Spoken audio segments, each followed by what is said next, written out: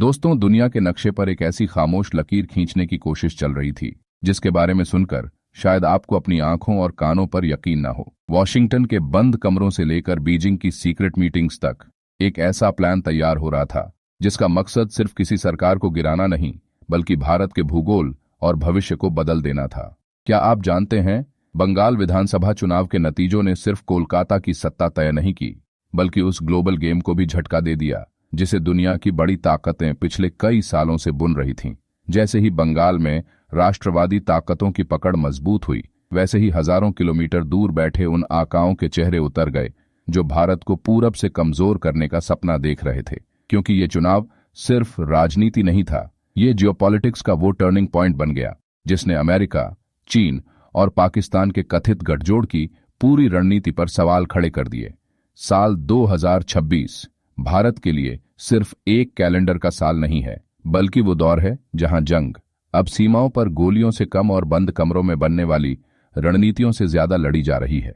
कहा जा रहा था कि ग्रेटर बांग्लादेश जैसे विचारों के जरिए पूर्वी भारत में धीरे धीरे अस्थिरता पैदा की जाए, लेकिन बंगाल के वोटर ने ऐसा जवाब दिया कि पूरी कहानी ही बदल गई। अब जरा समझिए, इस पूरे खेल का सबसे अहम हिस्सा वो चिकन नेक कॉरिडोर जो भारत को उसके पूर्वोत्तर राज्यों से जोड़ता है। अगर इस इलाके में लंबे समय तक राजनीतिक टकराव और अस्थिरता बनी रहती तो आने वाले वर्षों में हालात ऐसे बनाए जा सकते थे जहां भारत के पूर्वोत्तर को मानसिक और रणनीतिक तौर पर अलग थलग करने की कोशिश होती।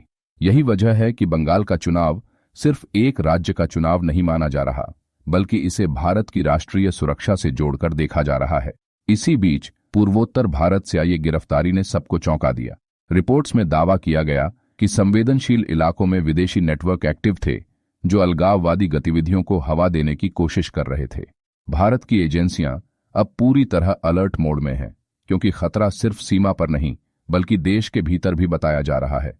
और तभी अचानक दुनिया की राजनीति में एक और बड़ा मोड़ आया। मिडिल ईस्ट में जहां बड़े युद्ध की आशंका जताई जा रही थी, वहां अचानक शांति की बातें शुरू हो गईं। विश्लेषकों का मानना है कि अब दुनिया की बड़ी ताकतों का फोकस तेजी से भारत की तरफ शिफ्ट हो रहा है।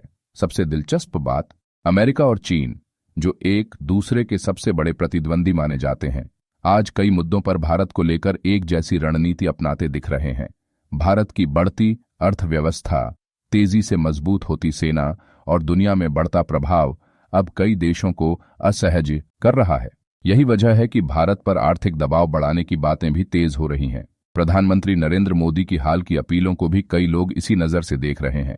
सोना कम खरीदने, विदेशी सामान से दूरी बनाने और ऊर्जा बचाने की बातें अब सिर्फ बचत नहीं बल्कि आर्थिक सुरक्षा से जोड़कर देखी जा रही है। क्योंकि अगर भारत अपनी विदेशी निर्भरता कम कर दे तो किसी भी ग्लोबल दबाव का असर काफी हद तक कम हो सकता है। सोचिए, अगर 140 करोड़ लोग छोटे छोटे बदलाव शुरू कर दें तो उसका असर कितना बड़ा होगा। कम विदेशी सामान, ज्यादा स्वदेशी, कम ईंधन की बर्बादी, ज्यादा आत्मनिर्भरता, यही वो रास्ता है जिसे अब भारत की सबसे बड़ी ताकत बताया जा रहा है। लेकिन कहानी यहीं खत्म नहीं होती। रिपोर्ट्स ये भी कहती हैं कि डिजिटल मीडिया और सोशल मीडिया के जरिए लोगों के बीच अविश्वास फैलाने की कोशिशें तेज हुई हैं। फेक नैरेटिव, प्रोपेगेंडा और मानसिक युद्ध अब नए दौर के हथियार बन चुके हैं। लेकिन 2026 का भारत अब पहले वाला भारत नहीं माना जा रहा। बंगाल से उठी यह राष्ट्रवादी लहर अब पूरे देश में एक बड़ा संदेश दे रही है कि भारत को कमजोर करना अब उतना आसान नहीं रहा। आने वाला एक साल बेहद अहम माना जा रहा है। सीमा पर तनाव बढ़ सकता है, आर्थिक दबाव बढ़ सकते हैं और अंदरूनी चुनौतियां भी सामने आ सकती हैं।